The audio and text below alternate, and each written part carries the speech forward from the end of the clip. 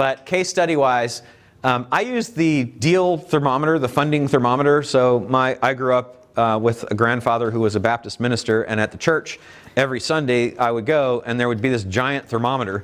And it's because they were always raising money.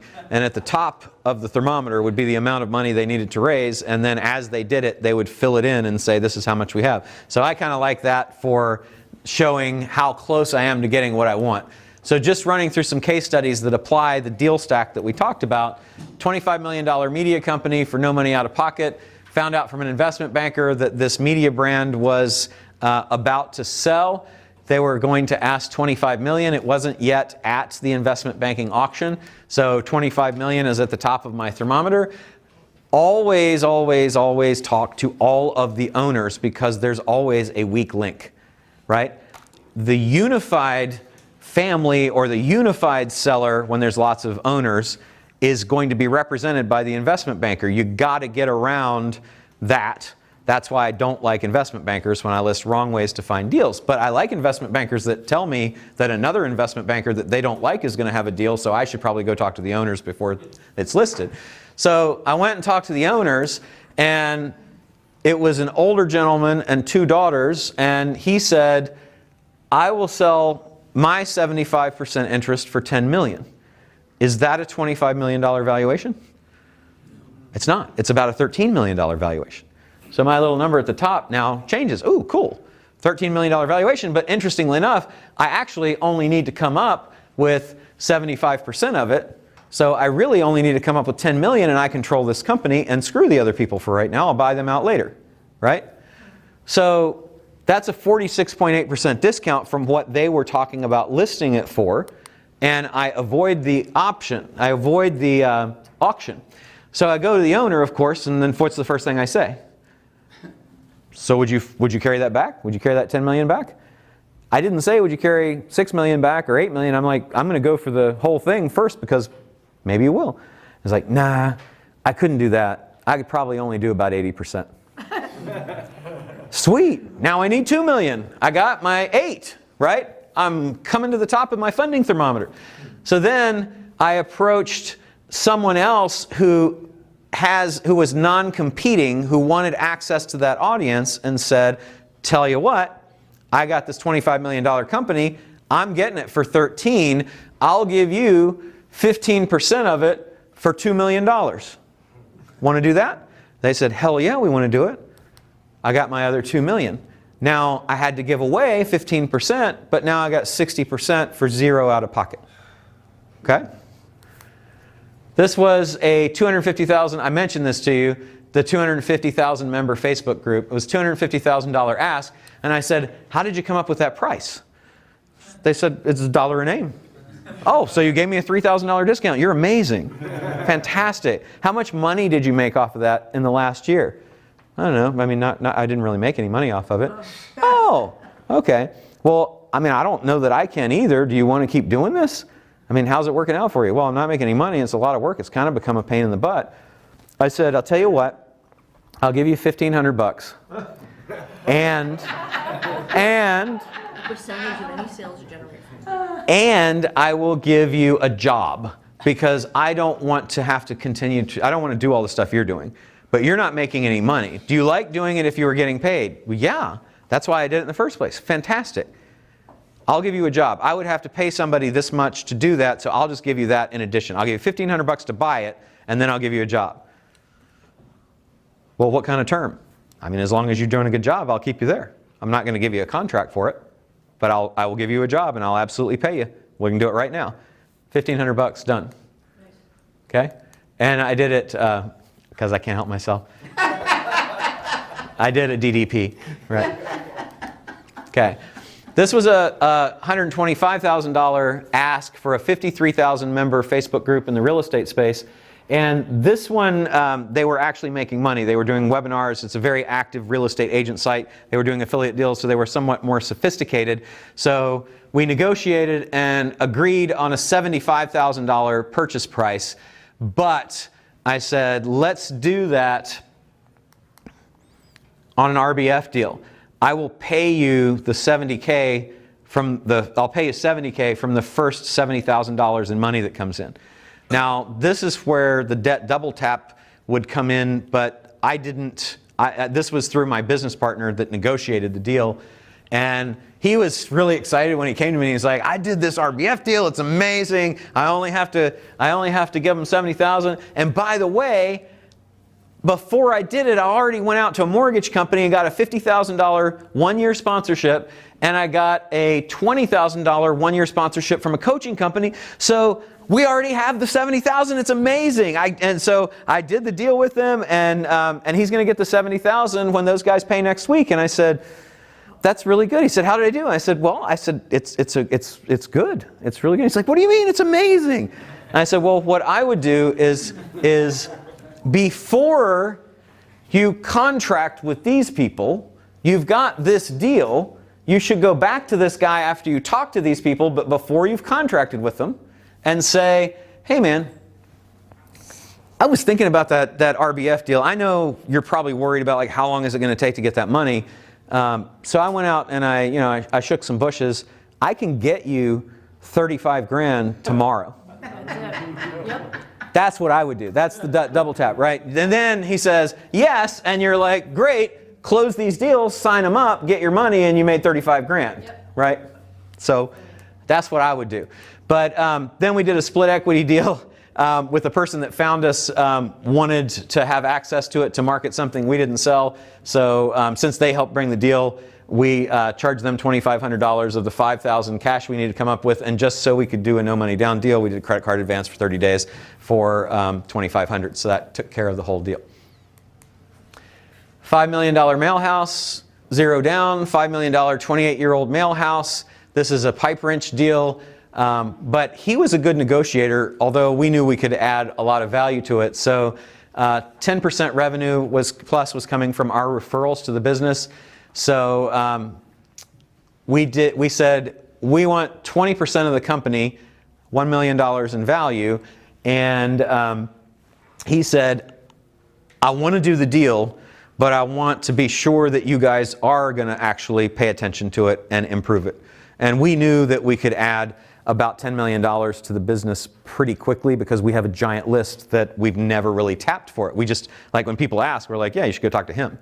So we agreed to do the deal at a 2% earn-in per $1 million additional cash flow. So when we increased it by the 10 million that we felt we could do it, we own 20% of the business. So that's kind of cool because it's an earn-in deal. So we get our $1 million, but we got to work for it a little bit, right?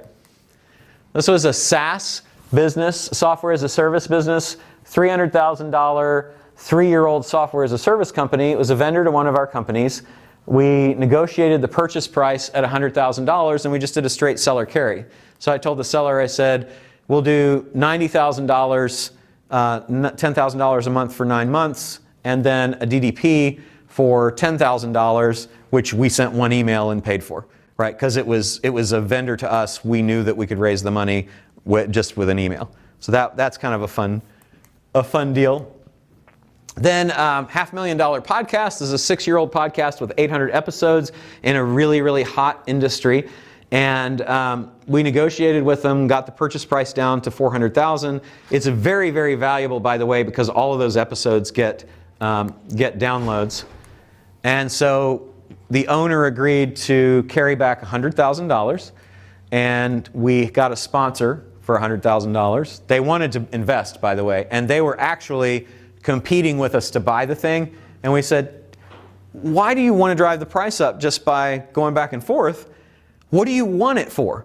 We want to be able to do this. I said, yeah, but you guys only do that. Yeah, cool. Sponsor it. You can do it. I'll give you sponsorship right now, $100K. They were like, okay. Did a fractional rights vertical where we actually brought in a strategic partner that was much deeper than the sponsor. That, you know, there was a whole list of things that they had the right to do, but it didn't affect us in any way and actually increased the value by creating more content. And then we did an earn out for $100,000 because we told the sellers, said, man, this thing's not worth 400 grand. Come on. Right? First it's not worth 500 grand. Come on. Come on. This is Ryan Dice's negotiation. Come on.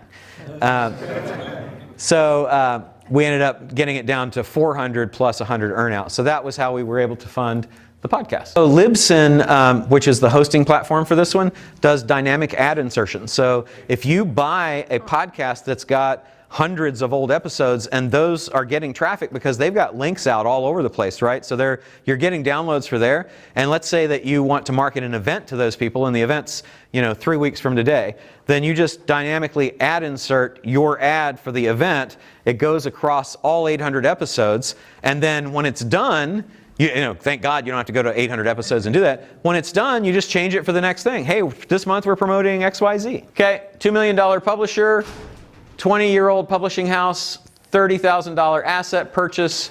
These are the guys that got Google Slap. They were doing $2 million. They got Google Slap. They went to basically nothing. They never recovered from it. But they still had all the assets that were generating that. So I offered them $2,500 a month for 11 months and DDP. $3 million manufacturer, $3 million 12-year-old industrial manufacturer, $1 million for 70% of the assets. That's a 1.43 valuation. Had the owner carry a self-liquidating payment of $350,000. That's serviced from the cash flow of the company. And then did a $750,000 sweat equity in because of all the value we were going to add. No performance requirement, just straight sweat equity. 70% got us that. $20 million supplement company. This is an in and out, so $4 million value, 20% ownership to help the owner with the business. And this was $3 million of that was getting 15% as a sweat equity deal, and there were some things that were really wrong with the company. They had a really bad deal that was a long-term deal with the formulating company, and they were holding them to it, and so they were just scraping by. I mean, really all the profit was going to the formulating company because they made a crappy deal, and they did it for 5 years, right? So they were like 8 months in, and they realized that they had screwed it up, and they were really desperate because their hands were just tied on this. And so I said, I can get you out of that. I believe I can. And so I said, I'll come in, I'll get you out of that, and you need money. So I'll get you money, and I'll find you a new formulator, because I actually know several of those people, and we'll create an actual growth strategy for the company. And the other 5%, that was just sweat. I was like, I can do that. I'm not going to sign a thing saying I can do that, but I'm telling you I can do that. And then 5% was a success fee based on getting them business funding so that they could do the growth they needed to do. And 5% is a pretty common success fee. So that got me 20% of that company, which is pretty fun. $71 million retailer for zero out of pocket. So this was a $71 million purchase price that was agreed to. And this is a $109 million a year, 50+ year old food company. And this is the one that this is one of the deals I may have mentioned that I got from an investment banking house. It was owned by a private equity company that hired an auction house to sell it. So that's like, you're going to get the worst deal ever. But we saw so many opportunities to improve it. It was worth it. So I went out to dinner with a whole bunch of different bankers, which bankers are great to go to dinner with because they order expensive wine and they've got expense accounts, and you eat at nice restaurants, and there's always 5 or 7 of them for some reason. I don't know why. But I got one of those groups to agree to finance $56.8 million of it, and then I needed another 14.2, and I had a guy that deals with family offices, which is basically where when people get super rich, they hire a manager to run their money for them, to put in 14.2 million. And here's the deal on this. What we get out of it is we get a 20% carried interest. That means that the way a lot of funds work is they say, we get 2% for managing the deal, the invested capital in the deal, and we get 20% of the profits after the investors receive their money back. So that's the deal we cut. It's called a 2 and 20. So we did a 2 and 20 deal with these people, and we also got a 1.4 million deal fee. This was a done deal, signed, and then the family office backed out about 30 days before the deal was supposed to close. And so I was able to go out and replace the family office with a investment fund, but the guy that was running the auction for them was just a pain in the butt the whole time and completely killed the deal. We had it's a $2 billion fund with like about $1.5 billion in cash in the bank, right? That said, yeah, we like it, we're going to do the deal. And he said, then you need to tell me you can close in 30 days. And the lady that was running that fund and making the decision said, I can't tell you that I'll close in 30 days. I can tell you that you know me and you know us. And they bought Riddell football helmet manufacturing company and Prince tennis rackets. I mean, they don't mess around, right? And she's like, you know me, you know we do these deals, you know I've got the money, so I might need 45 days. I can't tell you right now because I just came into the deal. And the guy said, then you don't have a deal.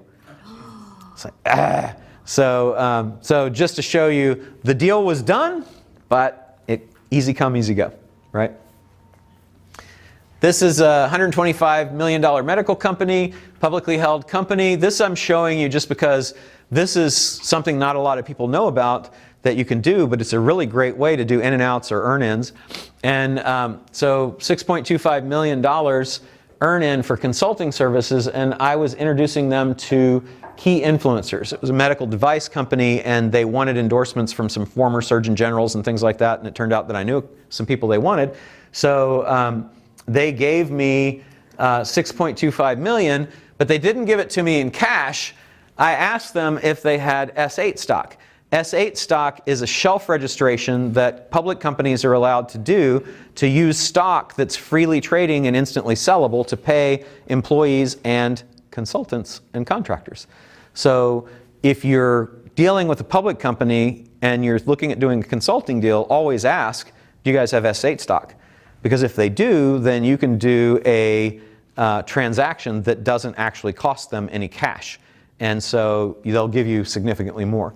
So that's kind of a fun thing just to know.